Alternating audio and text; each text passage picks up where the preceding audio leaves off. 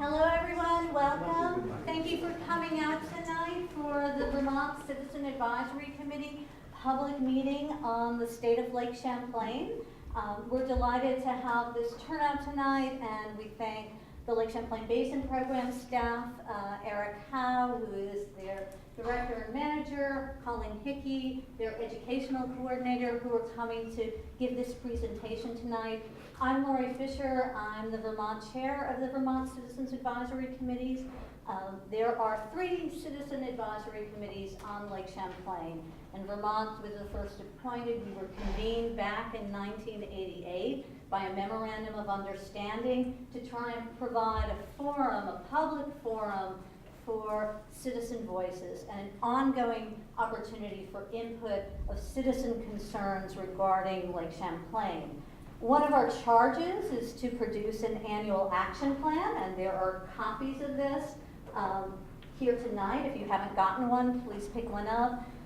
We present this on an annual basis to the Vermont legislature and to the government leaders, and we endeavor to get public input to guide the content of that. And so that's what we're asking you here tonight to share with us your concerns, not only on what you're going to hear from Eric and Colleen, but what you think we should be bringing forward as priorities to the legislature, okay? And we'll have a portion of tonight's meeting that will be dedicated to that public input. So first, what we're going to do is we're going to have an overview of the State of the Lake report, which is another public document available here. It's also available both in English and French online, but make sure you pick up copies here if you want hard copies, and there are extra copies if you want to share them with other friends and neighbors who also care about the lake.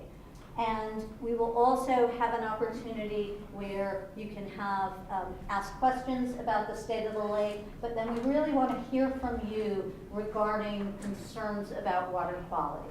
Our meeting tonight is being taped by Channel 17, Public Access TV, and there will be a schedule for the meeting and for the airing of that, and it'll go up in a couple of days on Channel 17's website. And we can also, if you sign in today, there's a sign-in sheet circulating. We can also get an email out to you letting you know when that airing is happening.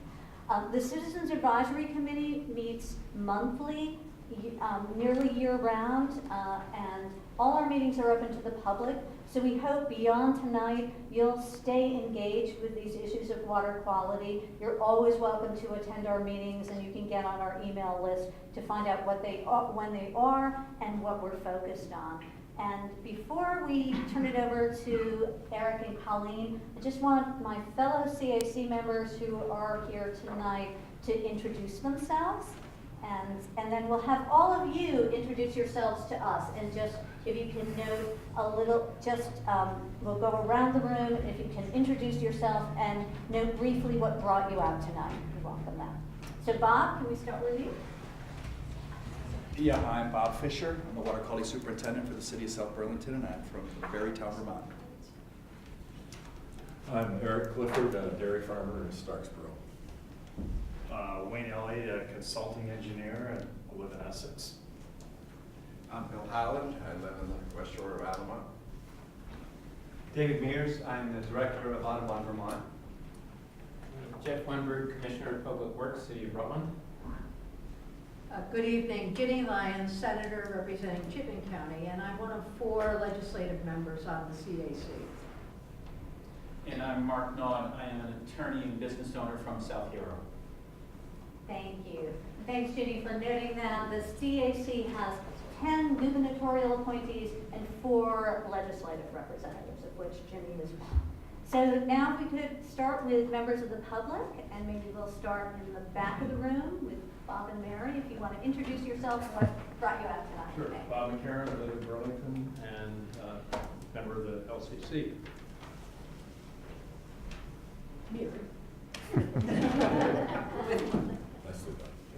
You said? Bob Clark. I live in Essex.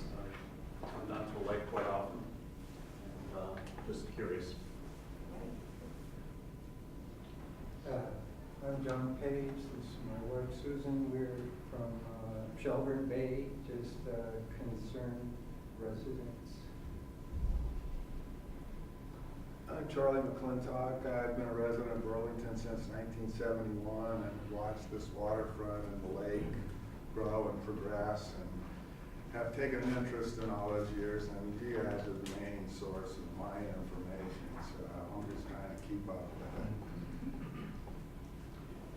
Tom Henderson, retired resident in Burlington and host of the lake, so I'm interested in what goes on.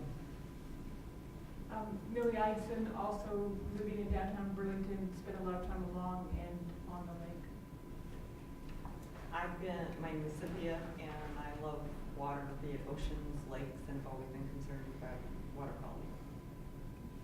David, and I live on Battery Street right here. Just use it quite often, so have seen different levels of water quality as well during the summer, this past summer especially. My name is Harris Rowland. I live here in Burlington. I'm on the Planning Commission, so my interest was to try to connect the issues that you're dealing with here back to what we're doing there. Also, as an aside, I'm a forester, so I was dealing with erosion issues today. So I'm trying to do my part. Patrick Finn from Burlington and a frequent lake user. So. Ginevra, doing a year of service with the Missisquoi Basin Association, so does a lot of work with the Missisquoi watershed, which is right near here.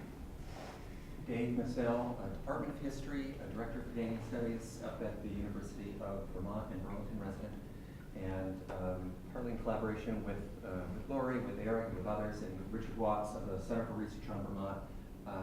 We are, in collaboration with the government of Quebec, putting on a one-day conference on the archaeology, history, glaciology, water quality issues, as sort of a big teach-in on Lake Champlain on the 8th of April 2019, long way from now.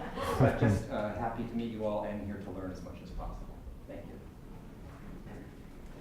And I'm Richard Watts, working with David on that project, and I am involved with something called the Center for Research on Vermont at UVM, and a frequent lake user, so it's cool to be here and hear what's happening with our lake. My name is Ben Howe. I may possibly be working for the Lake Between Conference, but I'm also a lake user, and I'm especially interested in learning about water quality issues. My name is Maddie, and I was lucky enough to hear Ms. Hickey's presentation in my class at CCD last semester, and I wanted to learn more. Patty Rayville. I'm on the Friends of Northern Lake Champlain Board, as well as the St. Albans Museum. I'm multi-generation from here. I've lived in, on, and around the lake for 76 years. It's a priority for me. Eric Hall, New North End resident and concerned citizen scientist looking for creative ways to crowdsource some of our issues. I'm Sally Cummings. I live on Shelburne Bay, swim and boat on the lake, and I'm 4 years into a summertime project with a childhood friend from Barrie to swim in as many lakes in Vermont as we possibly can. And we've done 50. So, I love the lakes of Vermont.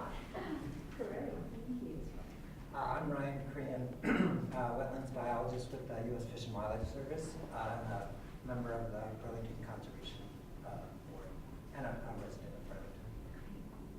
I'm Marcia Gustafson, and I'm involved in Concerned Citizen, live in Red Rocks, and I'm also a member of Ascension Lutheran Church, and we focused on watershed with our whole congregation over the last, we've been doing that for the last couple of years, so. I'm Scott Yardley, and my family is building a camp in Albert. I'm Carrie Swift. I'm a Burlington resident. I'm part of the Crescent Beach Association. But I also grew up with a father who's an ocean engineer involved in water quality in the Great Bay, and I'm a biochemist and microbiologist by training. So this whole story resonates with me in multiple levels. Hi, I'm Jeremy Tito. I'm the new district manager for the Missisquoi Resources Conservation District. So I thought this would be a good opportunity to learn some sorts of things and meet some people. Great. Well, thank you all again for coming out, for sharing where you're coming from. I can tell from everything that you've noted so far, you have a lot of input, I'm sure, to provide with us. So we hope that this will be part not only of a discussion tonight, but an ongoing dialogue. And we hope to see you at more of our meetings, and also particularly when we go to the State House, where we really need voices and voices for water. So with that, I'm going to turn it over to Eric to give a little background on the Lake Champlain Basin Program, their budgeting process, because we also want your input on that a bit, and give an overview of the State of the Lake report. And we've asked Eric and Colleen to not only hit the high points, but also because we're really looking at how we protect, how we safeguard, and how we improve the health of Lake Champlain and all our waters in the state. We've asked them to focus on where are we falling short, okay? So we're not trying to paint a too negative a picture, but those are the things where we really need to mobilize action and also citizen voices. So that's going to be the focus of the presentation tonight. So with that, Eric, thank you for being here. All right. And we'll turn it over to you. All right. Thank you, Lori. So I am, again, Eric Howe. I'm the director of the Lake Champlain Basin Program. This is my colleague, Colleen Hickey. She's in charge of our education and outreach programs within the Basin Program. And normally Colleen and I would be actually tag teaming this tonight, but she's starting to lose her voice, so I'm going to do it on my own, which Colleen losing her voice is actually a good thing for those of us in the office, but tonight, you know, and she's losing her voice, so she can't yell at me either. Anyway, so Lori asked me to speak a little bit about the background of the Basin Program. We are here because of the U.S. EPA Clean Water Act. We are identified in Section 120 of that act to coordinate the management of the Lake Champlain watershed across the Vermont and New York portions of the watershed, and also with our partners to the north in Quebec. And then that includes working with the Lake Champlain Steering Committee to identify priorities for our funding that we receive from the U.S. federal government each year to move money out onto the ground to reduce pollution from either phosphorus sources here in the city, or up in the watershed on farms or in forests. We don't focus just on phosphorus. We also work on invasive species issues, aquatic invasive species issues, and toxic or contaminants, toxic substances. And you'll see we'll kind of hit on a bunch of those different areas throughout the presentation here. We also have funding from the National Park Service that allows us to work on promoting and interpreting the history, the very rich history and heritage that we have here across the Lake Champlain watershed as well. So that kind of brings me to our funding and our budget process. We receive, as I mentioned, funding from the National Park Service, but also from the U.S. EPA. That's our primary source of funding.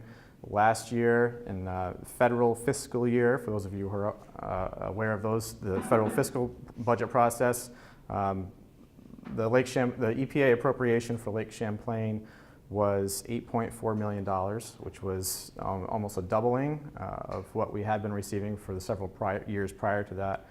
We also received funding through the Great Lakes Fishery Commission, which is kind of another story for another day about why that is.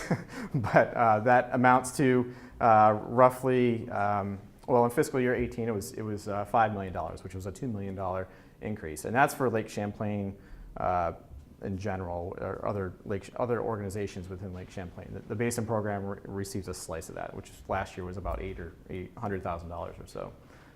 So roughly in last year's budget, the Lake Champlain Basin Program budget added up to about $9 million or so, a little over $9 million. Some of that funding went to the state of Vermont for them to do work, and then also to the state of New York. But that was our budget. Each year we issue calls for proposals for projects. We have several that are open right now. If you're interested, you can look for them on our website, which is not up here at the moment, but it's lcbp.org.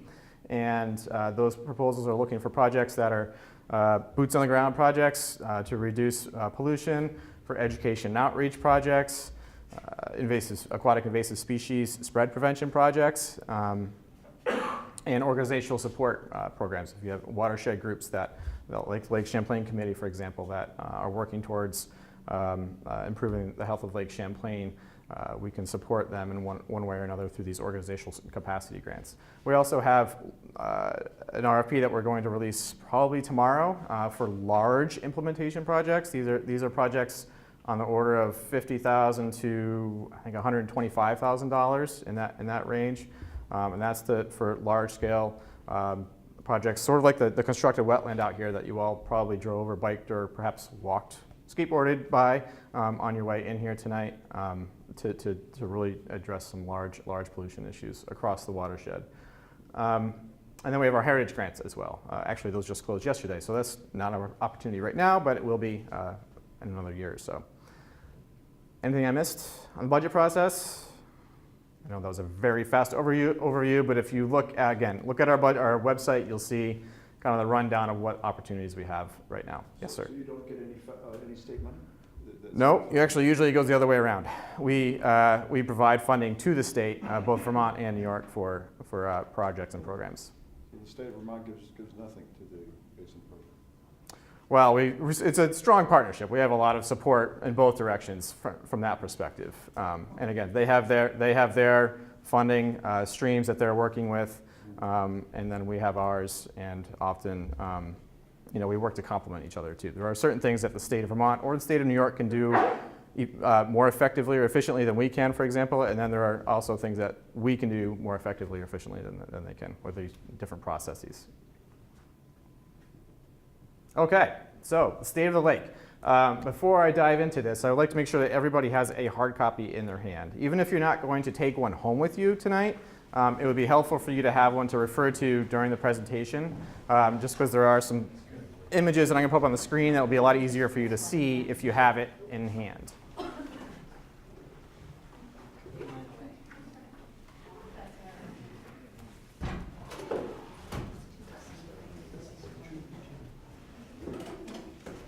While you're grabbing that, I'm also going to pass out citizen action plans too, because that'll be helpful to you in that latter portion of the discussion. All right, great. So the State of the Lake Report is kind of the premier publication for the Lake Champlain Basin Program. We work with scientists and resource managers across the watershed to compile new monitoring data and other research data from the previous 3 years and beyond in a lot of cases, to kind of provide a snapshot of how the lake is doing according to a number of different indicators that we have set up and looked at over the last 15 years or more now. And those indicators kind of span the spectrum of phosphorus concerns, human health and toxin concerns, and then also biological and ecological concerns, so fish and wildlife issues and road salt and not road salt, but beach closures and things like that. And we'll get into all that in detail right now. So just a quick orientation of the Lake Champlain watershed. It is a very large watershed. About 56% of it is located in the state of Vermont. 37% is in the state of New York. And then we have 7% of the watershed is in Quebec and drains more or less entirely into Missisquoi Bay. That is large in the sense that we have a lot of land that drains into a relatively small lake compared to the amount of land that we have here. If you add up all the acres of the watershed, it's roughly an 18-to-1 ratio of the amount of land draining to the surface area of the lake. For comparison, the Great Lakes have a 2-to-1 or a 3-to-1 ratio. So a lot less, while they're much larger lakes and more land, it's a lot less land relative to the size of the lake than what we're working with here in Lake Champlain. And we work from a big picture. We work off of this what's called a pressure state response model. So the report that you have in front of you is a report on the state or the condition of the lake in a number of different conditions, actually. And then we have, so for example, if we have a beach that is closed due to E. coli or bacteria, people cannot swim there. for a day or two, a management response would be to plant some trees. Those trees would grow up and become established, and then that would reduce the pressure from urban stormwater, for example, on the watershed, and in theory would improve the state or the condition of the lake. All right, so now we'll get into a little bit about the lake itself. This is a nice shot of Missisquoi Bay with, you can see looking northward to Vermont and Quebec, the agricultural lands off of the delta. And we're going to take a look at this map of Lake Champlain, which would normally be oriented north to south. Flip it over onto its side, so the north is all the way, north end is on the left side of the screen here. And the big blue portion is what we consider to be the main lake. That's about 85% or so of the volume, entire volume of Lake Champlain. That is generally considered to be clear and cold and deep. It's about 400 feet deep or so, right around down this portion, the central portion of the lake. And then we have Missisquoi Bay over there, the north end of the lake as well. That is shallow and warm and very productive. There are a lot of there's plants, fish, and algae that grow throughout the growing season in Missisquoi Bay. In the northeast arm, we have that is also generally considered to be clear and cool and deep, with the exception of a few shallow embayments like St. Albans Bay, which is more closely associated with the conditions we see in Missisquoi Bay, shallow and warm and productive.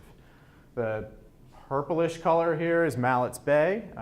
Most of you are probably familiar with that, just north of here in Colchester and Milton, and that is also considered to be clear and cool. And in the report, you'll see each of those segments has a little bit of a description about, a summary description about what you might find there. And then the South Lake is what we consider to be from Crown Point, Crown Point on the New York side, Chimney Point on the Vermont side, and that is from that point southward. That is shallow and warm, sort of like a river, warm river down there. All right, so the first section in the report is the clean water section. In this section of the report, we look at conditions conditions like beach closures, cyanobacteria or blue-green algae blooms, and phosphorus. So this is a young lady who's contemplating whether or not she's going to go swimming in, I believe that's North Beach. I should ask her father, who works for the Basin Program. So first graph you see is on page 8 of your report. Feel free to flip to that if you like. And this is kind of a pared down version of what you'll see in your hard copy, and I'll break it down across a couple of slides for you. So you'll see this theme across the report. Blue generally means good. Fair is yellow. Yellow is fair, and red is poor. In the context of beach closures, good. You'll see the circles here on the map. Good is for beaches that were closed or not, that were closed between 0 and 5 days across this time period, across 2015 to 17. It's not per year, that's for that whole time period. Fair is 16, they were closed between 16 and 19 days, and then poor is closed 20 or more days. So you can look for your favorite beach on the map here. On your hard copies, you'll see they're labeled. And you'll see we have a few red beaches, meaning those areas had public beaches that were closed more than 20 days. A few yellows, and generally speaking, we had a lot of blue dots, which is good. That's obviously what we're looking for. And the more opportunities for public access, the better off we'll be. I'll get into that down the road in the presentation. All right. Quick question. Yes. Criteria for closure is usually biological, or? No, it's a good question. I should have mentioned that. The criteria are actually different depending which jurisdiction we're in. So on the Vermont shore, the public beaches are closed following state of Vermont beach closure criteria. Usually associated with bacteria counts, or and this will be on the next slide, or cyanobacteria levels or conditions at that particular beach at that point in time. That's Vermont. New York has similar, but perhaps not identical criteria. So those beaches on the New York shore are closed following New York State criteria. And then Quebec actually does not have closure criteria anymore. They allow their residents and their users of those beaches to make their own judgment call. Most of their beaches would be, when they did have criteria, they were closed due to cyanobacteria blooms. Typically not regular bacteria. Yes. I apologize if you said this, but the day count, is that over the course of 3 summers or on average each summer? This is the total across the three summers. Yes. So that's 3 years worth. Yes. So if this beach, for example, was closed between 6 and 19 days, that's across 2015, 16, and 17. It's not an average of the 3 years. Just one more question. Sure. These red ones? Yep. Is it something you can see that closes them, or is it something you can't see that closes them? Well, in case of cyanobacteria, so here on this is taking what you have in front of you and breaking it down into closures that are caused by cyanobacteria and coliform bacteria. Cyanobacteria, often you can see the bloom, an algae bloom when it's happening. Coliform bacteria, not necessarily. It could be that the water is very muddy from a rainstorm that delivered a lot of sediment into the lake, and the sediment has bacteria in it, and that's what's causing the closure. But in the case of cyanobacteria, usually you can see the algae bloom. You can see it. Yeah. The reason why I asked that question is because my museum, St. Albans Museum and Friends of Northern Lake Champlain partnered with a plan with the kids for the last 3 weeks that went for like Wednesday, Thursday, Friday. Yeah, down at the St. Albans Bay. Yep. And I mean, I grew up there, and obviously because it's been so dry this year, the beach is way out. Way out, and which was really crazy. But the thing that I did was I walked out on it to see what I could see. That's why I asked you the question of, can you see? Anyways, I don't know if it has to do with the dry summer or what, but I saw something that I was so excited about. I came back and told everybody, and I said, have you seen this?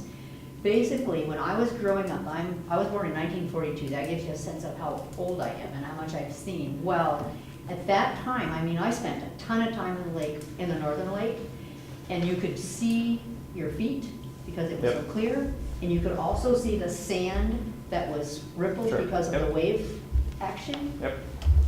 I haven't seen that in St. Albans Bay Park for 40 years. That's what it's like right now. So I just, at some point, that's why I wonder why. So there's a cyanobacteria or blue-green algae bloom. That's what these closures are reflecting. There is a lot of other biological activity happening in the water as well. There are not harmful. That water was crystal. Yep. There are algae that are not harmful, green algae that are also growing and doing their thing in the lake. There's a lot of different things that are happening, and this is just looking at cyanobacteria. And when you see the cyanobacteria bloom, I thought it was the next slide. There it is. That's what it looks like. And generally, people are not going to go into the water if it looks like that. It's not always this bad when a beach is closed necessarily, but It can vary dramatically from that slide. So that's classic cyanobacteria, piece of green, looking like a paint spill, but it can look turquoise, it can be striated, it can have a lot of dots in the water. So it can be very varied in terms of how. So that's why my curiosity is, I mean, I'm thinking it's a wonderful thing. Is that water as clear as it looks? Or is there something there I'm not seeing? It is, it's crystal clear. I think the zebra mussels have been helping clear the water. That is certainly a possibility. The water clarity did increase after zebra mussels came in. That was in 1992 or thereabouts. So we have also a monitoring program, volunteer monitoring program here on across the lake. It's supported by the Basin Program in partnership with the state of Vermont and Lake Champlain Committee. I believe this is St. Albans Bay, right? Yeah, that's Bob and Mary. Oh, there you are. Okay. I thought you looked familiar. And I've been looking at you a lot over the past few days. And so we have volunteers who are trained by Lori Fisher and crew at the Lake Champlain Committee to actually go out and check the conditions at their part of the lake, in this case St. Albans Bay, on a pretty regular basis. North Beach. Oh, this is North Beach. and Texaco Beach. Oh, okay, sorry. I thought that picnic table looked like one at St. Albans Bay Park. And so they report, they go out, make their observations, and then they report that back to Lori or to someone at the state, and that is then uploaded to a website that's maintained by the Vermont Department of Health, and people can go check that website to see what the conditions are. Okay, we have some, I can do some quick questions, but I do have some other material I need to roll through here. Quick questions. Is this monitoring only taking place at the beach locations or non-beach locations? I'm going to defer that one to Lori. There are about 100 sites on Lake Champlain. They're primarily in the near shore areas because that's the area of public contact, and that's where we're most concerned about public health implications, and where often your blooms are going to happen because it's shallower, going to warm up faster, or it's stagnant water, and or blooms might move in there. But there are deeper water locations that are looked at through the state monitoring program. They do have a number of sites on Lake Champlain that are at deeper water sites, and the Lake Champlain Research Institute in Plattsburgh SUNY goes out as well and looks at a number of sites and reports on them. Those sites are traditionally done every 2 weeks, whereas our monitors go out weekly, and in a case of a bloom, we're asking them to report on a daily basis. All right, a quick question? And does it, one website said it stopped in September, but then we had a bloom after that, so. Yeah, so all right, I'll defer to Lori again on that one. So certain monitoring stops, as Bob and Mary can attest to, they're still monitoring. Where the Lake Champlain Committee monitoring program is going this year until about mid-October. Last year, you're probably thinking of the bloom, we had over 20 sites blooming up and down on Lake Champlain. Late season blooms are not uncommon, but a lot of the monitors are either at our state or municipal parks, who lose a lot of staff after Labor Day, and then also you have a lot of summer residents who are also monitoring and are leaving the lake at that time. So we do have decreased frequency of monitoring, but it's still happening. And the monitoring site, the website, will be live up until the end of October at least. Bob? It might be worth adding that for beaches which have lifeguards, they're actually monitoring every day. So throughout the summer at North Beach, if there was a bloom, we wouldn't catch it on a Monday, but they would catch it if it was blooming on Tuesday. Absolutely. And then it would close. So the recipe for an algae bloom or a cyanobacteria bloom, which you also have this graphic in your report on page 9, is excessive nutrients, too much food, too much fertilizer, in other words, too much phosphorus, with calm water and warm water. So when the lake warms up in often mid-June, late June, if we've loaded a bunch of phosphorus into the lake from spring runoff, for example, or those summer June storms that we've been getting a lot, and then we have calm, we have days that are with no wind, the lake is very flat or very calm, and the lake heats up, that's when we start to see the algae blooms. All right, so that brings me to phosphorus. What happened to our graph, our figure? Something got a little mixed up there, but yeah. Quick question about the blooms. Are you guys tapped into the satellite monitoring that the USGS does? For algae blooms? For cyanobacteria? My understanding is they do that for research purposes, and the satellite, it's been a while since I checked in on that, but the satellite's imagery takes a while for them to process it and then return those results. So what we're doing is more, not quite real time, very close to real time. All right, so I'm not quite sure what happened over here, but on page 11 of the report, you'll see this graph, or figure rather, with a number of graphs on it. This is in reference to phosphorus conditions or concentrations in the lake itself. It's a big lake. We have a number of different lake segments or portions of the lake that we monitor. And so we try to hit all of the monitoring program tries to hit all the different major segments in the lake, as Lori mentioned, every 2 weeks, and usually more frequently than that.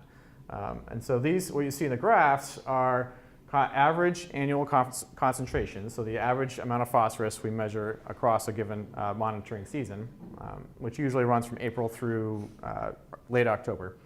And each lake segment has what we consider to be a maximum amount of phosphorus that should be there. And that is what you see in blue for those lake segments. More phosphorus than that is excess, and that's highlighted in red. So you can see that for Missisquoi Bay, we have a lot more phosphorus there than we would like to, than we think should be there. We being scientists and resource managers working on the lake.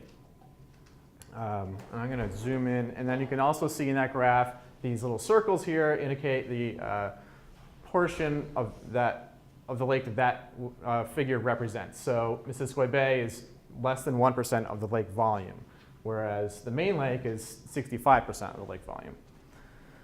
So zooming in on the main lake, you can see that the monitoring program goes back as far as 1990, and this runs through 2017. On this axis, the y-axis, we have the amount of phosphorus. And so you can see we have roughly 10 or 11, 12, 13 or so micrograms per liter of phosphorus. That's about a microgram per liter is a part per billion. So we have 10 micrograms per liter. That's 10 parts of phosphorus per billion parts of water. So we have, generally speaking, the main lake is pretty close to where we would like it to be for phosphorus. It has been increasing a little bit over the past several years, which is somewhat of a cause for concern, but for the most part, it's pretty close to where we would like it to be.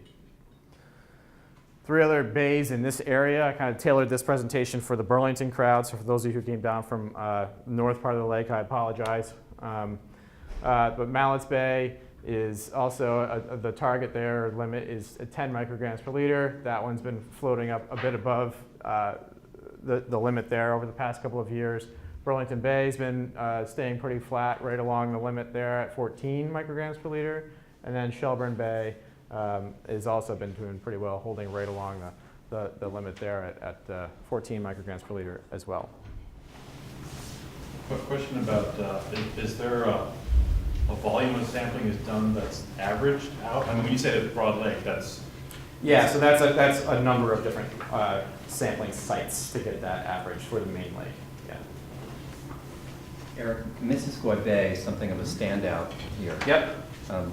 And I'm wondering if that's nature or policy. Is it just shallow like the South Lake, or is there something that's going on in Quebec that's going on or not going on in the United States? Mm-hmm. So the Missisquoi Bay, as I mentioned at the beginning, is shallow and warm. So it's going to naturally have more phosphorus in it than we would expect to see in Mallett's Bay or the main lake. That's why the limit there is at 25 micrograms per liter. The only other lake segment that has a limit that's higher than that is the one down at the southernmost portion of the lake, which again is shallow and warm as well. So the limit here is 25. The bay has had a lot of phosphorus loaded into it over the last couple of centuries. We've been, and this is on both sides of the border, Vermont and Quebec. And so there's a lot of farms up there, a lot of disturbance in that watershed, and there's also a lot of phosphorus in the sediment of the bay itself that cycles up into the water column as well. That is a very difficult thing for people to wrap their heads around. They see us doing something in that watershed, and they expect the water quality to be better next year. And unfortunately, that's not the way it works in this field. It's very frustrating for those of us who work in the field also. Yeah, so we have a lot more phosphorus in Missisquoi Bay than we would like to see. And we've spent a lot of time and resources working on improvements in that watershed. And even if we were able to turn the faucet off, the amount of phosphorus that goes into that bay, if we were to shut all that down today, there's still a lot of phosphorus in the sediments there that are cycling up into the bay that will keep those blue-green algae blooms or cyanobacteria blooms running for a while. Quick question. Yep. Does it, my understanding is that a piece of that process at Missisquoi Bay is directly related to the fact that Missisquoi Bay not only is shallow, but it's also enclosed. It doesn't have the free movement that bays that are farther down. Is that Well, there is a constriction right here, yes. So there is not as much of an opportunity for water to cycle out as there is in Shelburne Bay, for example, and that makes it more of its own system, its own lake. So that is also a challenge there. There's not a place for those extra nutrients to go.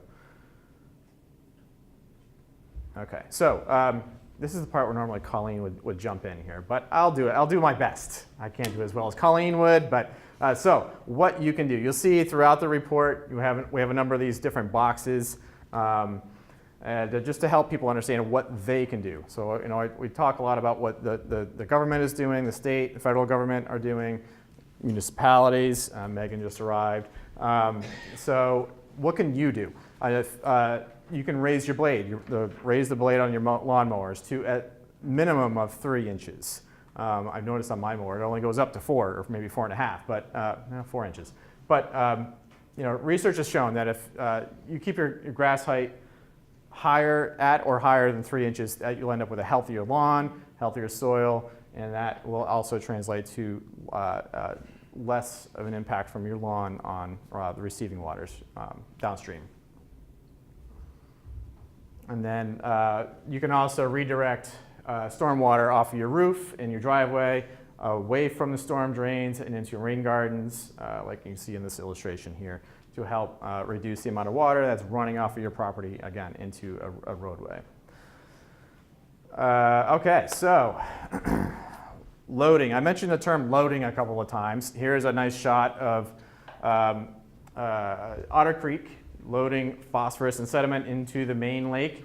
This is taken from, obviously from the air during Tropical Storm Irene in the summer of August of 2011. And what happens with that? So we have part of our monitoring program is also, not only are they collecting water samples in the lake to get those phosphorus concentrations that I reviewed with you, but they're also collecting water samples from the streams, the tributaries, to document how much phosphorus is coming into the lake from the different parts of the watershed.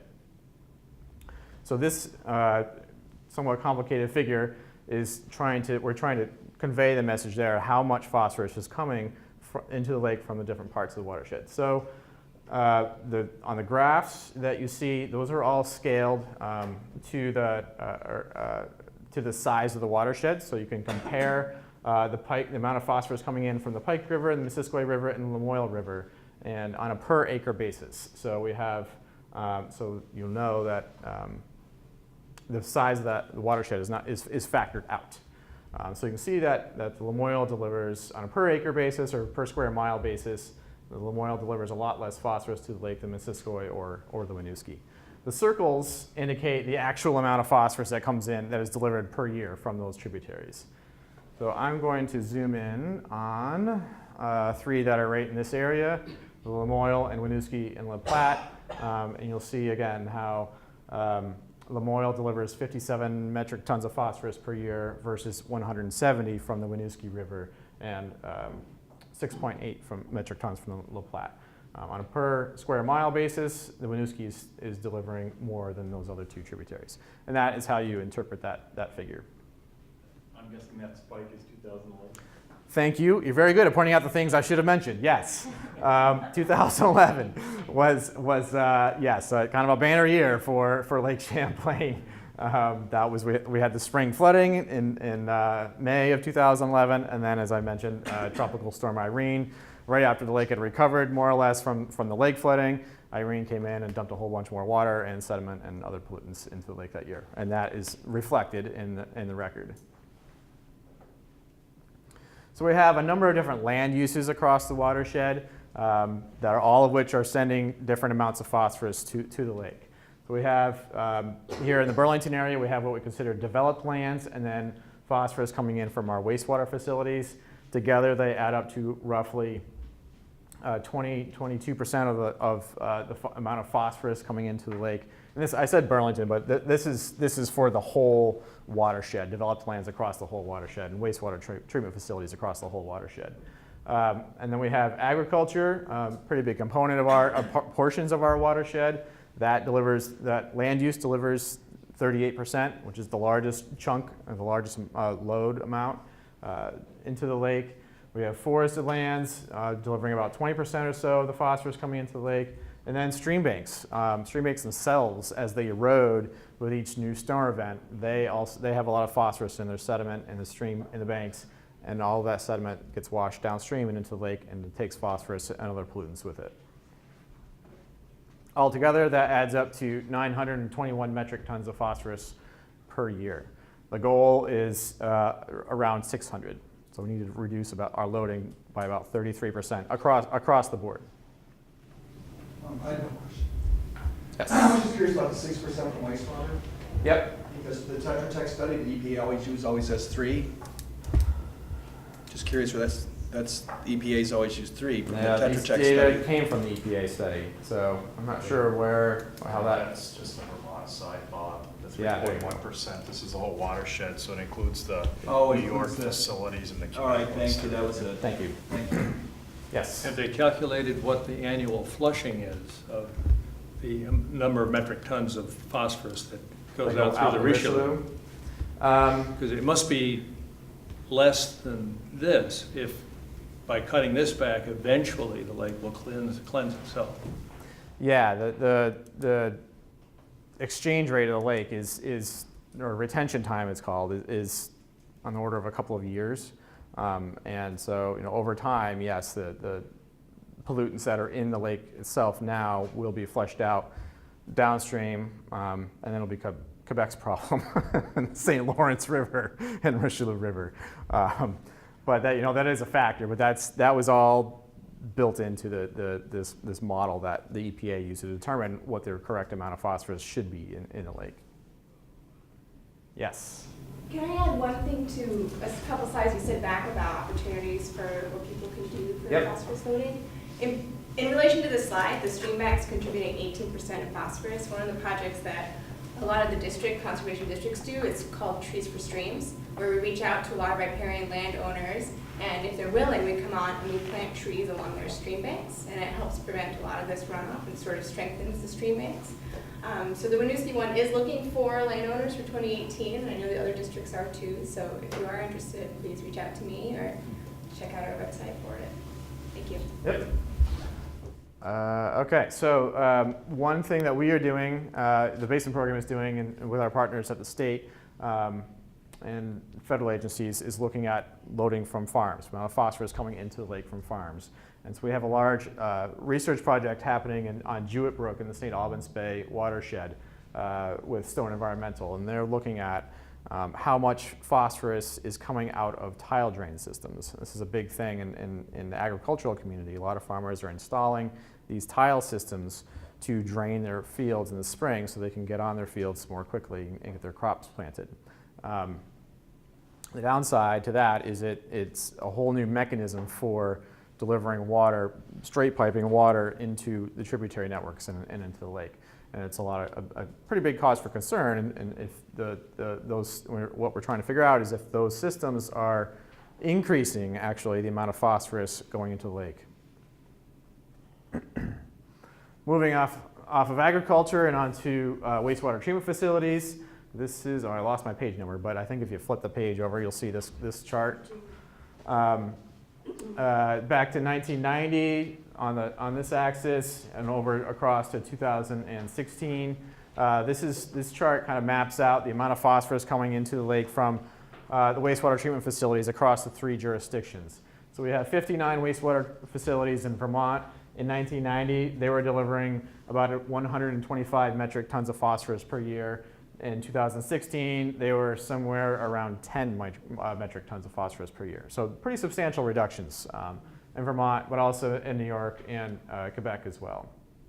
And you'll see in your hard copy reports, these blue circles with years denote points in time where we had legislation, mostly state or provincial legislation there may be a federal one in there, that reduced the amount of phosphorus coming from wastewater treatment facilities, either through detergent bans or something like that. All right, so what you can do. Flushable wipes are not flushable. Those of you with babies or young kids have, the baby industry markets these flushable wipes, and they are not flushable. Please do not flush them down your drain. They clog up the wastewater treatment facilities and create major headaches for those folks. Something else you can do: clean up trash along the beaches. This is a photo from the Rosalia project, I believe from a beach survey that they did. If you look at the photo, you'll see all kinds of chunks of plastic and broken pieces of plastic. I think there's a Lego in there somewhere, so maybe a Parcheesi piece. All of this stuff breaks down and turns into, a lot of this stuff breaks down and turns into what we call microplastics that are in the lake. And we have a lot of new research showing documenting the increase in these microplastics in the lake over the last 25 years or so.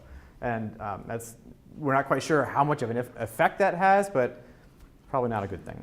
Where does it come from? From larger pieces of plastic. They just break down over time into smaller and smaller pieces.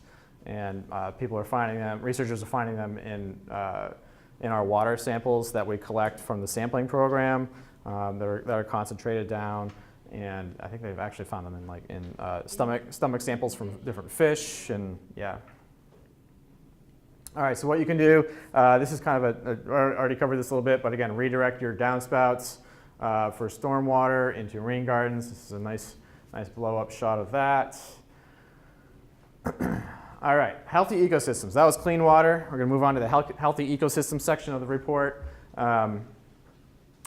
So this part looks at the biological conditions that we have here in the lake. So we're going to start with winter, actually, and look at ice cover on the lake. This is on page 16 of your report, and this is a pretty simple graphic. It just highlights years that the lake froze over completely and years that it did not. Years it froze over is in blue, years it did not is in red. And this is the broad lake freezing over completely. So you'll see in the figure that pre-1950, lake froze over a lot. After 1950, not so much. And that has can have a lot of impacts on the lake ecosystem. If the lake doesn't freeze over, it warms up more quickly in the spring because it doesn't have all that ice to melt, all that energy to melt. And then that means that the fish can spawn earlier, or will spawn earlier, the plants get growing earlier, and the algae, the cyanobacteria, get started earlier as well. And that also can extend into the fall as well, and that lengthens the growing season. Good for your garden, not good for the lake. Fisheries. So this is Nick Statz, who works with Ryan and U.S. Fish and Wildlife Service office, collecting he's got a nice salmon here. And one of the indicators that we have in the report is the amount of mercury that we have, actually not in salmon in this case, but in other sport fish on the lake. So we have looked at over the years, we looked at walleye, lake trout, smallmouth bass, white perch, and yellow perch. And the leftmost column for each of these species denotes data from before 1997. The rightmost column for each of these species is from our last assessment that we did in 2017. And then the other columns in between are for assessments in between that time period. You'll see that more or less across the board, mercury was decreasing for each of the species through the 2011 assessment. In 2017, it went up again in most of these species. Fisheries managers and scientists are not sure why that is. We have seen that in some other lakes across the country as well. Not all of the lakes, but some of them. And don't have the answer. That's one of those things that we need to take a closer look at and try and figure out why that is. For context, the EPA says that we should not have more mercury than where this yellow bar is on the graph. So you can see that most of the bigger fish, smallmouth bass, lake trout, and walleye are well above that. We're hoping after the 2015 State of the Lake report that we could have these bars down much closer to that yellow line, but it didn't work out. Is it the case that perch actually don't bioaccumulate mercury? Or well, they're feeding lower down the food chain, so they're bioaccumulating it, but not as much or as quickly as the other more piscivorous fish, the fish that are eating other fish. So what you can do, so we have air emission standards and so forth that are happening at the national level, but here at the local level, you can make sure that you're properly disposing of items that you have in your household that contain mercury. So this would be things like compact fluorescent light bulbs or mercury thermometers. And if you go to your local solid waste district transfer station, they will have a place where you can set those items aside and they will dispose of them properly. All right, another element that we're working on in the watershed is aquatic organism passage. We don't actually have this as a indicator in the report. Maybe down the road, that would be a cool one to have. But this is a nice illustration of a dam removal. This is on the Boquete River in the town of Willsboro, New York. Before and after shot. The idea there was that removal of that dam allowed for increased passage of Atlantic salmon, but also has a lot of other benefits too. It has already saved the town at least once from ice flooding due to ice jams a couple of winters ago, and the free-flowing movement helps with other flood mitigation issues that they've had there, and it's just a much more natural system. Aquatic invasive species, also a pretty major concern for lakes across the country and really the world now. Here in Lake Champlain, we have two different categories. We have what we call non-native species. These are plants, fish, other critters that have arrived post colonization by white folks, Europeans, and those are highlighted here in, I guess, blue font.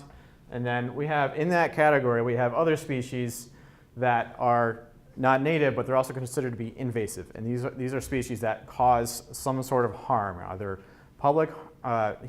human public health harm, economic harm, or ecological harm, or all three.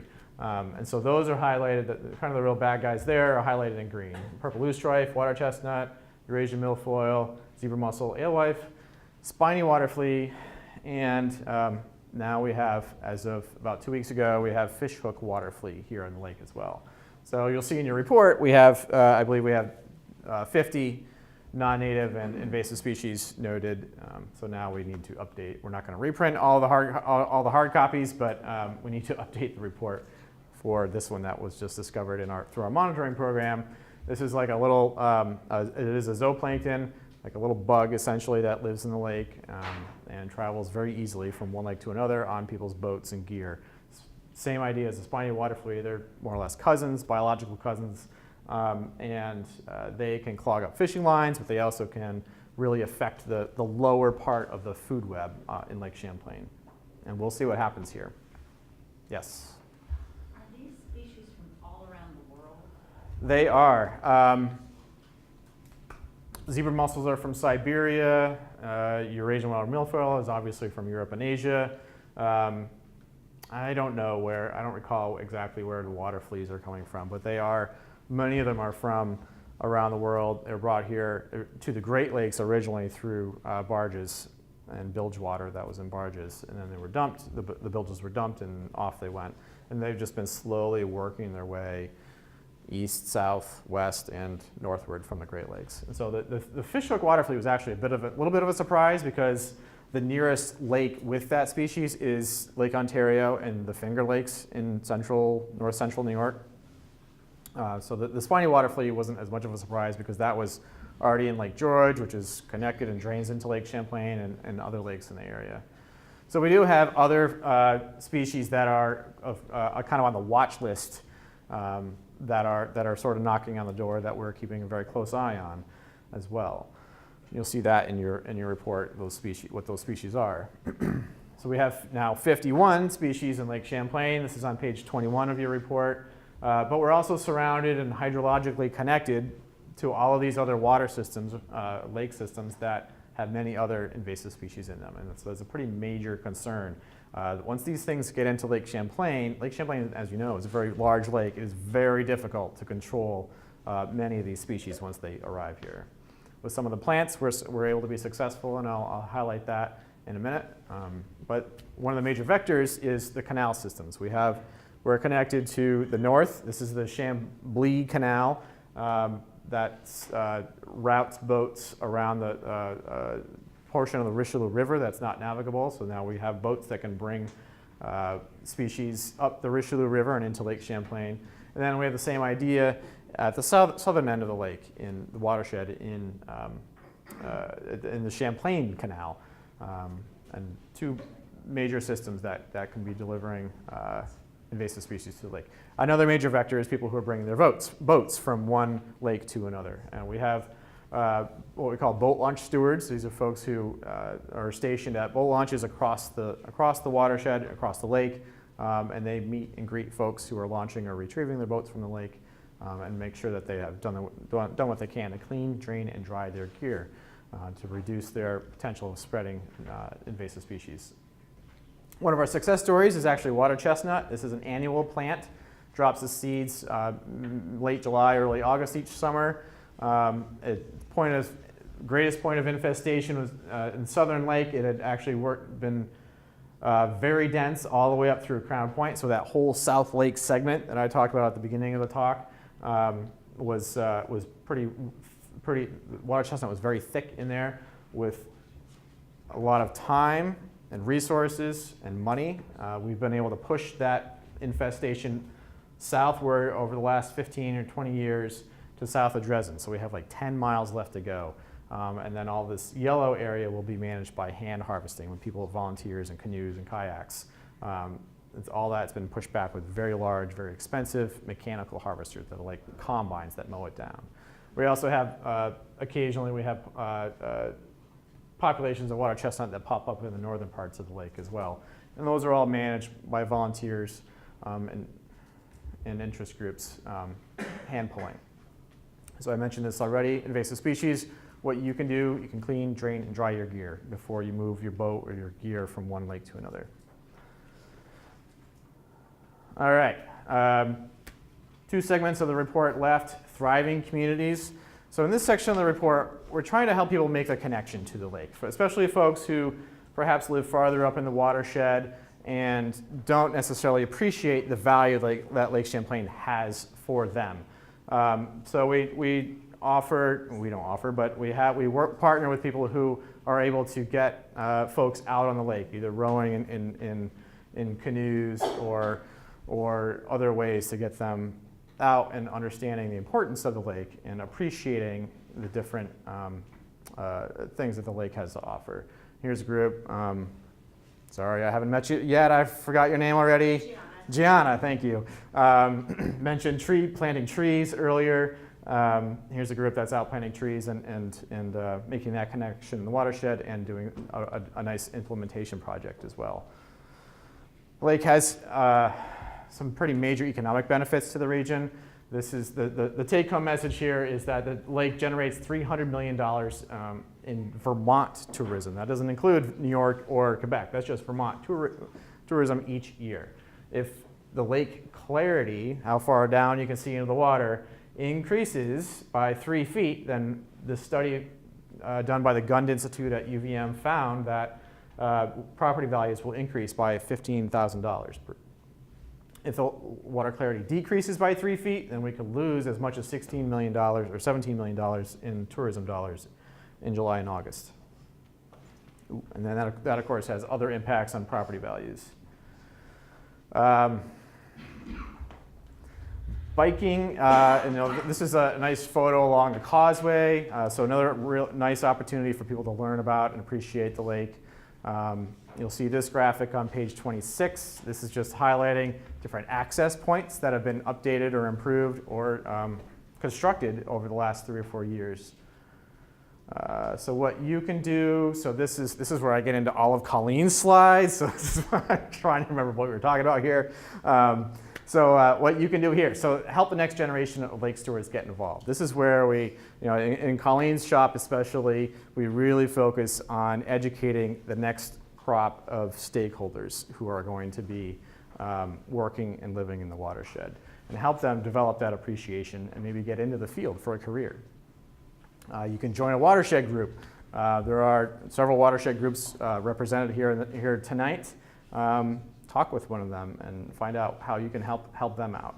And then finally, well, I just said this, but help the next generation of lake stewards get involved. This is, again, about educating the next crowd. There you go. Sorry that took so long. Thank you. Yes.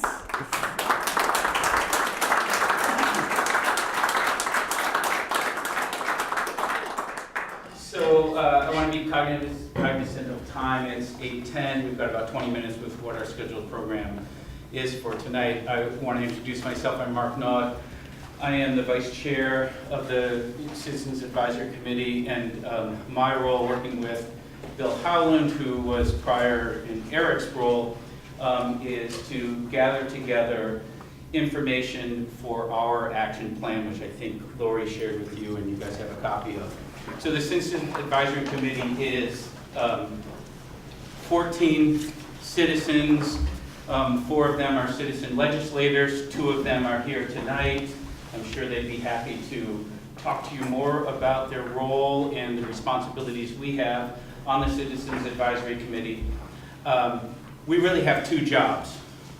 We're a statutorily created committee appointed by the governor, and our job is to do things like this, to reach out to our communities, engage them, help get informed, both ourselves, and provide these opportunities to be informed about what's going on with the state of the lake and the basin.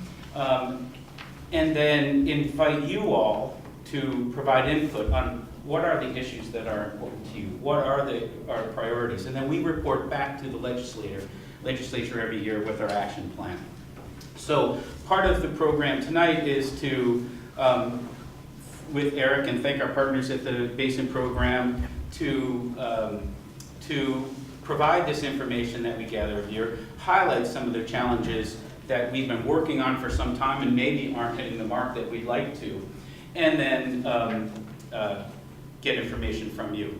We're going to have limited time. I want to have follow-up questions and answers opportunities.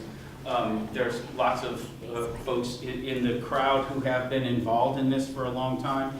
In Lake Champlain issues, and we'd like to have a conversation and begin to glean some of that. You can always reach out, and on the bottom of the page is a Basin Program link to the Vermont Citizens Advisory Committee. There's 3 Citizens Advisory Committees created by the statute, and that's New York, and Quebec has one also. And then also Bethany, who is our executive director and part of the agency. She can receive any of your comments and your thoughts as you might want to provide them after and as you stewed over all this great information. So we'll move to that quickly, but I have to take this opportunity and acknowledge how awesome it is that you guys are here. I was the executive director. I've been a board member at the Sailing Center for over 20 years, was the executive director for most of the last 5 years. And so this is the first opportunity I've had to participate in a engaging event here in this building. My job over 5 of the last 6 years was to work with the city and a lot of other partners and be able to get this building built and be a resource for the community in the way that it can be.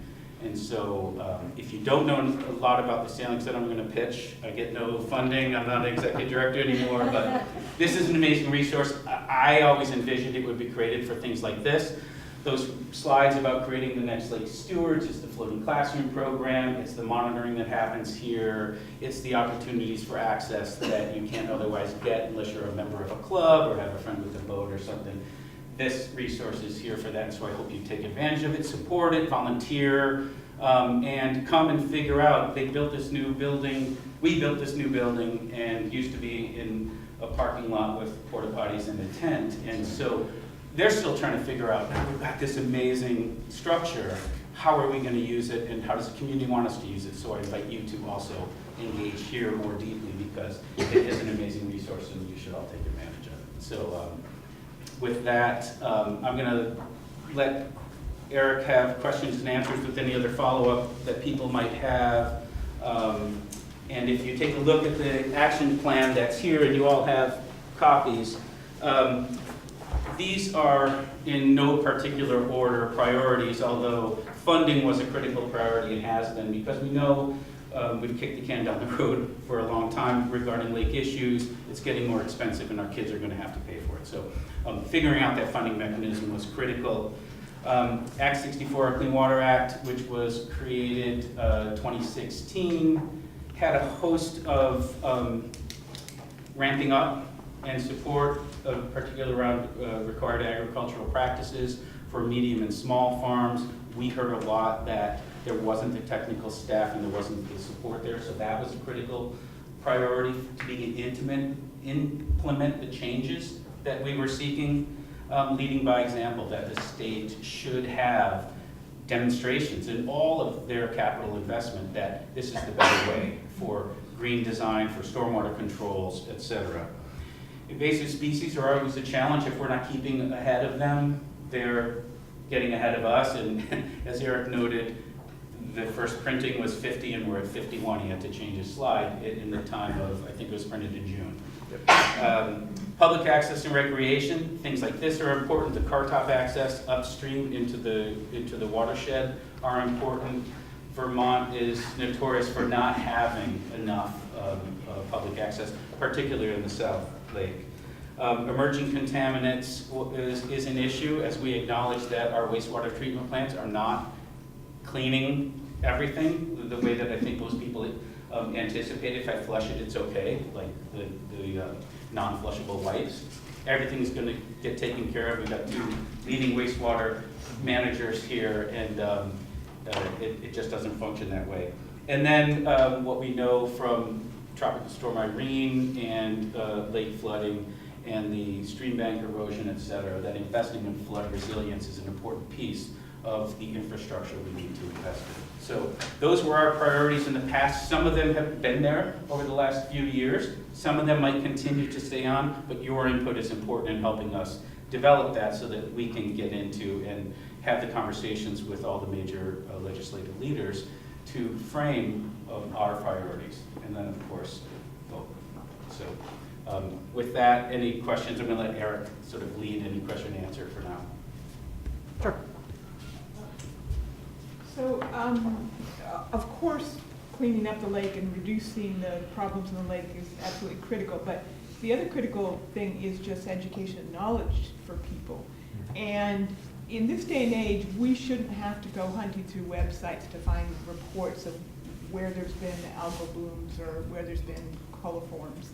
We shouldn't have to listen to the news every night. I mean, there should be ways for people who want to sign up for things to be pushed to them through emails or through text messages or whatever. And I don't understand why there aren't those things widely known or established yet. I can give some input actually on that. There is an effort, a sort of groundswell of I'm a software developer by my day job, and we're actually doing an effort to make a safe to swim application for your phone, because you're correct. Most people have to go to various resources and they're never up to date. And it would be nice to just say, oh, well, I know the beach is closed before I make plans to go to the beach. And there is an effort underway to do something like that. It's obviously not fun or underfunded and totally based on volunteers, but we noticed the lack. Megan? Just some input into that. I would love a safe to swim application. I think we would want to work closely with you to know where the potential hotspots are, that even before, because a lot of times E. coli tests take 24 hours, and we're always behind the curve. If somebody can ever develop a rapid E. coli test, I will pay them lots of money. Down to about 18 hours now. But one of the, so Philly actually has like a predictive model for combined sewer overflow, so you have to wait for somebody to tell you that there was a CSO, they can kind of predict it. So I would love to talk with you about that. Burlington, a lot of our E. coli closures are due solely to stormwater, and so whenever it rains hard, we would encourage people to not necessarily be going anywhere in the water because you could have E. coli there at any point that's not due to a CSO. So just some conversation about how we can make it even more protective and increase people's awareness that Swimming after a thunderstorm may not be the best choice, particularly for vulnerable swimmers like toddlers and things like that. Can you introduce yourself through the I'm Megan Moyer, and I'm in charge of water, wastewater, and stormwater for the city of Burlington. And then the other thing is you can sign up, ma'am, for the DEC. Maybe you already are on the sewage overflow, so you can get those alerts that when any community has a unpermitted discharge or even a authorized CSO, you could get that information and know where those things are happening. So that is an existing tool. It's probably kind of clunky, and I think it'd be great if we all figured out how to get all the information in the same place, but it is a resource for people right now. And we also have a weekly email that goes out to everybody that catalogs all the latest data on the cyanobacteria blooms, and that goes out for about 18 weeks during the summer, and are very interested in coordinating on an app and getting that information out more frequently. Richard? Beautiful slides, really. Thank you. Our graphic designer put them together. Whoever did that. And congrats on this building. I'm from Heinsberg, actually, and Will Batten, I'm sure is. And I just wanted to underscore the access thing. We were trying to get on the lake the other day, and it's kind of challenging from Heinsberg. There's Charlotte, I may be missing it, but Charlotte Beach, Shelburne Beach, but those are both, you have to pay, or anyway, so this whole idea of public access to the lake, which I see is in your plan, just seems like such an important issue. Yes, public access is a very important issue, especially as we try to work and build our outreach programs around that concept and notion of helping people develop and build that appreciation for the lake. David? Just a response to that, is that I think letting support for the State Fish and Wildlife Department, which is responsible for funding and maintaining access sites, they have long wanted to put more funding towards those across the lake, but they just lack resources. So I think building support for State Fish and Wildlife is an important part of growing those opportunities. Buy fishing licenses. Is it also the private landowners, or? Well, that's an interesting idea. There might be a role for nonprofits to work with private landowners to increase that kind of access as well. But I think it's fair to say, from my review of the recreational access across the lake and from talking with others, that Lake Champlain International and Lori's group, Lake Champlain Committee, have done work and found that there really is, as confirming what you said, there's just limited public access. So maybe private access might be a way to bridge that, but we have room without damaging the lake or the shoreline to add some more strategic recreational access points. And so one of the challenges on that has been additional investment, well, catching up with deferred maintenance in some of the sites. Investment is often limited because it's flowing through funds that are tax collected for fishing licenses exclusively. And so there's been work to try to broaden the user base, although it's a fee based for paddle craft and things like that has been rejected a lot. And there's opportunity to create a broader constituency and input and support for more investment in that. So just to affirm what David has said about having more private access, the Winooski Valley Park District many years ago provided canoe access in Williston and also in Winooski, and has opened up stretches of the Winooski River for use within the watershed. So there are opportunities, but having the broad lake access, as Mark has said, there are interest conflicts, where people who are fishermen may not want to see kayakers and passive recreation utilizing the same access. It gets to be complex, but it is a very important issue for all of us to stay engaged. Lake Champlain Land Trust has provided some access points too. Any other questions, comments? I was stunned to hear that the funding from the EPA has doubled. We are I know, it's an odd thing.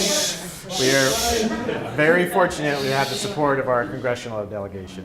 Senator Leahy in particular has worked very hard to ensure that our funding is secured. So what is happening with that money? And first of all, is it really true? It is, And, believe it or not. okay, and so if it's doubled, what are we gonna do with it? So, Who decides? yes, so that is the role of the Lake Champlain Steering Committee. The steering committee is made up of representatives from Vermont state agencies of natural resources, agriculture, transportation, and community and commerce. And then more or less their companion agencies or counterparts in New York and Quebec. And then also, for example, Lori is, as the chair of the Vermont CAC, is a member of the steering committee. Her counterparts from New York and Quebec, and a number of other folks as well, including representatives from the federal government. Collectively, they meet 4 or 5 times a year to review what we have, once we know what our budget is each year. They meet, we have a process to develop our budget, and then they approve it. And so now that funding that you were speaking about that was doubled, those are the funds that we're pushing out the door now for requesting for new ideas for new projects to fund for construction next summer, for example. And we also have projects that were just reviewed today, actually, at our office that'll be going to contract with folks at the University of Vermont and Stone Environmental and other groups who will be doing research and also finding other new, more efficient ways to reduce pollution to the lake. Yep. David. I wonder if it wouldn't be useful to just describe the categories. So there's like research, there's programmatic work. I mean, it might be helpful to folks to hear just even an example of the kinds of things Sure. that you find. Yep. So first and foremost, I get paid, and Colleen gets paid. But no, we have the office and the Basin Program staff. That's the programmatic work that David was referring to. And then we have our technical programs. So that's support for new research projects. We have a lot of dollars that go to University of Vermont and in some cases SUNY Plattsburgh and other academic institutions and other consulting organizations around the area to help us understand different processes and identify more efficient ways to address certain problems. And that, in the long run, will help us direct our resource dollars more efficiently to achieving our goals. We also have projects, we have funding to do, like I said earlier, boots on the ground projects, like building that constructed wetland that's right over there. Things like that across the watershed to actually reduce the amount of phosphorus going and other pollutants going into the lake. We have money for Colleen's programs, for education and outreach programs, to build up that stakeholder group, inform and educate that stakeholder group to help them appreciate and understand the value of this resource. To get every middle schooler in the city of Burlington out on the lake which is an amazing learning platform, to have that connection that then might get inspired to be the next scientist, or at least be grounded in this is where I live and where I drink from and where I flush is also where I play, which changes their behavior. Yep. Fifth grade, because my daughter went out this morning. Great, excellent. And now high school students through Sea Grant and UVM and the Melisire are going on and doing a little more advanced educational experience. Are the adults a lost cause there? No, we also do a lot of volunteer with your kids because they don't have any money to get down here to get out in the program, or they look for that extra couple dollars for what should be curriculum, is curriculum, but is looked at like it's a field trip. Right? Adults are not a lost cause, no. You're here. Adult learning programs as well, yes. My experience dealing through the kids is, like, I was part of the original people who started Rise Vermont, and when we decided that in order to get people to listen about healthy living and that kind of thing, which is kind of the same only it's in the lake, that we needed to get to the kids. Because the kids will go home from school and they'll say to mom and dad, we need to do this. And, and they really put some pressure on, and it worked. Yeah. So I'd say it's through the kids that you get to the adults. And so in the last 3 weeks alone, the project that you worked with, St. Albans City, St. Albans Town, in Georgia, they had 500 students outside with 5 separate units about lake and watershed issues. So there's a lot of progress by a lot of partners. Yeah, thank you for mentioning that. It was awesome. Locally here, the stormwater management, are those facilities the City of Burlington facilities? They seem to get overwhelmed every time it rains a little bit. So That's why I invited Megan to come. Are you talking specifically about like stormwater treatment practices or the combined sewer overflow piece? Well, I mean, I guess from just from a user end, you know, we were told, oh, you know, it rained last night, it's probably not a good idea to go out, you know, and because, you know, I mean, is that, and I'm hearing about the E. coli problem and so forth. So what is the status of this? Is it? So, I mean, we do have E. coli issues related to combined sewer overflows, and probably one sector of the city, our remaining combined sewer overflow that is active, and the Pine Street Barge Canal, which travels 2,100 feet and it hits Lake Champlain. We've been doing bacteria testing. We're doing further testing to determine how much of the E. coli may be due to the very small human sewage component, and how much is due to wildlife or potentially other sources. When I say that it's not wise to go out and swim after a thick rainstorm, it's because any wildlife and dog pet waste can get washed off the landscape. So when we see E. coli beach closures at Letty and North Beach, where there is no wastewater influence whatsoever, the only influence is stormwater, and that's typical. It happens in a lot of the other watersheds, and so managing bacteria and managing even the separate stormwater issue is a very long-term proposal, one that we've been working on with the establishment of the stormwater utility and what we're continuing to work on. But you have a landscape that's, you know, developed over 150 years. Trying to find all the places to put these little sponges back in the landscape is really challenging. We have some good examples. If you're familiar with Burlington, certainly the gravel wetland that's down here at the waterfront.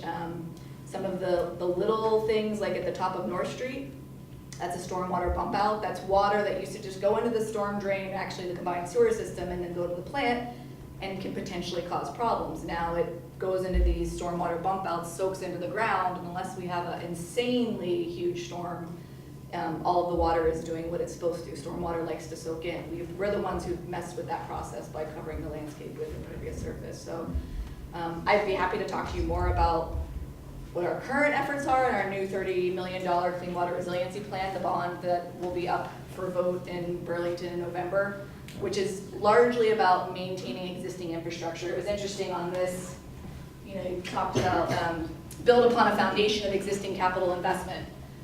We have to have enough money to even keep the existing stuff running, and that's largely been what has driven the issues in Burlington this year. There hasn't really been any difference in our combined sewer, untreated combined sewer overflow volumes. It's been all related to infrastructure failures at the plant that we had been planning on fixing. Probably was gonna do a bond vote next year, maybe 2 years max. And this summer it bit us before we could get to it. And I don't think we're the only community with aged wastewater plants in Vermont. So it's a reality that everybody needs to be thinking about, even as we think about the additional new investments that we're going to need to make things even better. We can't backslide, and if we stop investing in our existing infrastructure, we're going to have as much or bigger problem than we think we already have. So most communities in this country don't have lakes to dump into, so why is it acceptable to be dumping anything into the lake from the city of Burlington wastewater? It's not acceptable. We have an extremely old system. We're one of about, I think, over 750 communities in the United States still have combined sewer systems. So when the streets were laid out, they didn't think, at that point, just having sewage treatment or having the fact that your sewage went away from your house was like a big deal. So they weren't thinking about the long-term impacts, right? So they had one pipe that has stormwater, receives stormwater and sewage. It actually provides some benefits for small storm events and when it's all being conveyed to the plant, but it can't always all go to the plant, and if we didn't have these relief points, which are very unfortunate, it would be going into people's homes, it would be backing up on the street, where the risk of direct contact is even higher. So it's not desirable, and it's not something that we're looking to do for the rest of Burlington's history, but it's a huge legacy problem, and addressing them takes a lot of planning, a lot of retrofits, figuring out where in the south end I can put large storage tanks, where in the south end I might be able to use green stormwater infrastructure. We are looking at potentially satellite disinfection systems so that we acknowledge if they're going to keep going off for some time period, do we need to try to disinfect them to knock down the bacteria? I don't like closing the beaches. I have a toddler. I like for her to swim, and a lot of our decision making around closing the beaches has been around me and my staff deciding like, would we be comfortable with our kiddo swimming here? And the answer has been no, because we don't know definitively that the levels are low enough. I don't know if that answers your question. We don't think it's acceptable in any way, shape, or form. It's just, we can't, the stuff that happened at the plant, we can replace a pump, we can replace a system, and you can fix it. Something like a CSO is a much longer endeavor to try to turn around. But I think what she was saying is, why is it even there on the waterfront? Why fix something that is gonna be eternally broken? In other words, most people don't put water treatment plants where they can have these spills. I mean, why not? They're on the I'll list. defer from Megan for a second. I think actually, the vast majority of where people live discharge into streams, rivers, lakes, ponds, or the ocean. Rarely, they actually build a pond that then it becomes a treatment plant. So I would say, I don't, it'd be off the cuff, but the vast majority of our population has been discharging into water bodies. The historical mantra was dilution is the solution to pollution, right? That goes back to forever. But that was before. Now what I find where we live, they've done what you just said. They've built these ponds and they have them like 3 different tiers and they go from one to another to another. They're not dumping. You have to always, a wastewater treatment plant is a water recovery facility. You are trying to do the best you can with really, really dirty water that comes from your toilets and sinks and extract as much of the bad stuff and return as much clean water to the water cycle as possible. We have had, it has been the worst 6 months of my professional career. I would have gotten to the stuff that broke earlier, maybe if I had gotten this job earlier. We didn't. What happened this summer is not what we're planning on But having. we didn't have any rain this summer. That was the summer was incredibly dry. It was dry, but the events that we got were extremely intense. And so intensity is what drives things like CSOs. Intensity is what drives millions and millions and millions of gallons slamming into our main plant facility with all of the impervious surface that we all use for our homes, our roads, and cars, and everywhere. So, I mean, I'd be happy, I wanted to mention to folks, if they're interested, we are, for the next 2 months, on the 3rd Thursday of every month, having tours at main plant, so you can come and see the stuff that broke, see what our plans are, talk more about how the system does work and how it actually provides a lot of benefit. Before main plant 1990 upgrade, we were dumping over 170 million gallons of untreated combined sewer into Burlington Bay. So we have done way more than I would ever like to do this year, about 13 million gallons, but we are still on a long trajectory of making things better, every single day. But we have definitely gone a little backwards this summer. Megan, when did Burlington first start treating sewage? 1953. So before 1953, raw sewage into Burlington Bay every day. Direct drive. Right. And I think we were one of the first treatment plants, as I understand it, in Vermont. So.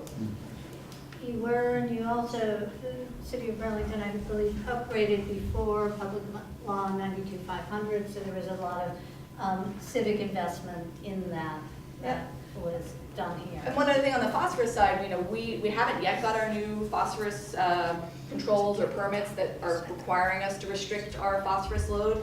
Since I believe 2015, if not 2016, we've been optimizing. We've been doing everything we can to try to see how we can reduce our phosphorus load at the plant without anybody necessarily telling us we have to. And we've been able thus far to stay under the cap set by the TMDL without necessarily having to invest in new technology. We're engaged in an integrated water quality plan where we're looking at CSOs, phosphorus reduction from stormwater, bacteria, TMDLs, any of our clean water obligations and also priorities we're putting into one basket and figuring out how we're going to do this over the next 20, 30 years, and also how Burlingtonians are going to pay for it, particularly if the state doesn't figure out how to come up with more funding. There's a lot of political will because it was a bad summer. That political will goes away when it's not. I've been thinking about that. So if nothing had gone wrong this summer, and I went on my original plan of, okay, next year we do a bond vote, I'm a little curious because the whole concept of prevention, if you haven't actually had a fire, right? After you have a fire, everybody, oh yeah, my smoke detector. But if you just tried to talk to people about, you need a smoke detector, have you checked your batteries? And then it's a harder conversation. So I'm not happy that this summer happened, but I'm trying to make as much lemonade out of my very, very large lemons. I'd like to just add just a little bit to this, because this is such a wonderful conversation, and it really indicates to us how important it is that we continue to have dialogue, especially now that we have an action plan. One of the things I think you're hearing from Megan is that there's the whole area of environmental science, and particularly the area of stormwater, is new, relatively new to all of us. And so it's so important that we understand that we can only move so fast when historically we've had the combined sewer system, and now we know that, gee whiz, that isn't the best way to go. So it puts us right back into our little action plan up there that says we need to build on capital infrastructure, we need to identify additional resources so that we can accomplish the goals that we have, so that we can replace the old with the new. I think so I encourage you all to read the action plan, to think through some of the conversations that we've had tonight, and make recommendations to us so that we can move forward on this. Not the least of which is wetlands restoration, because when you talk about the need for filtering water before it goes into the lake, our wetlands are critical for that. So there's a whole body of science, but there's a whole need for resources to accomplish the goals that Megan has expressed. And holistic planning, because somebody would say, well, combined sewers are the problem, you should just separate. But the challenge is a lot of that water, when we don't have a combined sewer overflow, is actually going through the plant and is getting way better treatment than any of the separate stormwater. We have about 75% of the city is separated. In the 80s, we thought, or the early 90s, we thought, oh, let's just get the stormwater out, it's not a problem. But now we're dealing with stormwater pollution issues because we now know that stormwater, it's clean like on an individual event, but like long term, the loading is massive from stormwater. So we have to be careful with all of our water quality issues that we don't get blinded. I even worry, frankly, that we are gonna get blinded by phosphorus. Everybody's gonna tell me, go after the phosphorus, go after the phosphorus, go after the phosphorus. I could put something in the plant that's gonna like kick the butt out of phosphorus, but should I be doing something that's gonna be managing stormwater in a different way and getting a whole bunch of other pollutants, which aren't, right, they're not on the list right now, but may someday become important, right? But we can get so narrowly focused on an acute issue like the bacteria after a CSO and not think long-term as to like what the best holistic approach is. Sure, and then Jeff, and then we'll need to wrap up, but some of us will be staying here later and happy to have individual conversations. In terms of alternative stormwater treatment issues, we have a professor up at UVM, Professor Emeritus John Todd, who has the living cell idea, which is a creation of an artificial wetland. Yes. And why haven't we considered trying something like that? For stormwater treatment, I mean, his work, the work that I'm familiar with has been more on treatment of wastewater at Bartlett Bay, or I think at Magic Hat, and treating some of their waste. I mean, it is still. Well, look at all the breweries we've got. Yes. We used to have one in Magic Hat. Yes. One of those breweries could have. They are somewhat footprint intensive. I mean, they do take up space, at least some of the ones that I've seen. I can certainly revisit it, but our biggest challenge in Burlington is we have all this existing impervious, not a lot of space, and trying to cram things into an existing urban city. It's why we're leveraging techniques like the bump outs. It's not John Todd's system, but it's leveraging Mother Nature. Soak it up, that seems exactly. simple. Can you collapse curves and do stuff like that, or is that? I mean, that's collapsing curves, because if you think about the geometry of most streets in Burlington, it drives me crazy. Everything's perched above. So it's a little hard to do, so that's why we actually have to create and put these like sponges basically in the gutter line. That's the bump outs that I'm talking about, that intercepts the flow and kind of, like I said, reconnects it to the hydrologic cycle. So we always start looking at how we manage stormwater first from a green stormwater infrastructure perspective. If we can't do that, then we sometimes have to go subsurface and do tanks and whatnot. That would be point source, right? Everybody should be catching that water Everybody, off their roof and my putting it into the my ground. house And does not winterization could take that on and do it, because there's ice jam issues, and Yep. it's not just. So we do everybody in put Burlington have a everywhere. residential stormwater program that was funded in part by the Lake Champlain Basin Program, thank you, where we tested out how to, like survey lake-friendly homes and then identify actual projects and then pay for that. So we have people who've installed gutters so that they could then collect their water and get it to the right part of their property. Something we want to continue, we're looking for continued funding. Financial incentive there. Right. So great, Right. I mean, money. Definitely. The only thing I would want to do is just emphasize what Megan said a minute ago about looking at these things holistically. Water quality is a very big subject with, more moving parts than probably we even completely or even partially understand at this point. It's really important when we're looking to solve a problem related to water quality that we look at it in the full context of everything going on. And what she was saying is absolutely critical, because we can spend a ton of money addressing one problem and then turn around a few years later and find out we've made a mess of another one, and water quality is now suffering as a result of what we thought we were doing when we thought we were doing the right thing. It's really, really important that we look at all sides of it when we make these decisions, especially when we're talking about tens of millions of dollars being spent over time on even just one system. And we're looking at similar things in Rowland. We've taken a different approach historically than most other communities have, and as a result of that, we have one set of problems over here that are probably as bad or worse than anything Burlington's got, but we've got a bunch of benefits over here that are a result of taking a slightly different approach. It's really important that we look at these things together and not just react to, quite frankly, one summer of really bad events, but look at that in the context of everything else that's going on and try to do what's the most cost-effective and most effective in the long run for water quality is the bottom line. That's really the key. Thank you all for coming out tonight. Thank you for sharing your ideas, for getting updates. I hope you all stay involved, that you keep talking about water. It's something that is so vital to all of us. Our economy runs on it. This community runs on it. We can't survive without it. And in many cases, we take it for granted. We expect it to come out clean out of the tap. Clean water is a right.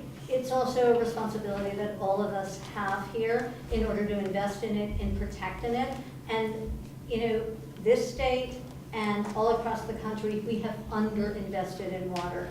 And we are struggling right now. The CAC, as Mark had noted, our top priority has been long-term sustainable funding so that we can protect our water resources and address the problems that we're seeing. We lack voices, frankly, at the State House for Clean Water Days, for when we present our action plan, and our legislators sometimes don't get those calls from constituents. So we hope you'll all stay involved and engaged. Some of us will be here at least till 9 o'clock, which is when I think we have to disappear from this room. But if you haven't signed up, please sign up on our information list there. Make sure we can read your email. If you check that box saying that you wanted to get an email from us to hear about when our meetings are, if you don't get that email, it means that we couldn't read what you said there. So make sure it's decipherable. See Bethany, Mark, me, any of the CAC members, and please stay engaged. Thank you for your time tonight. Thank you for caring and coming out tonight. We really appreciate it.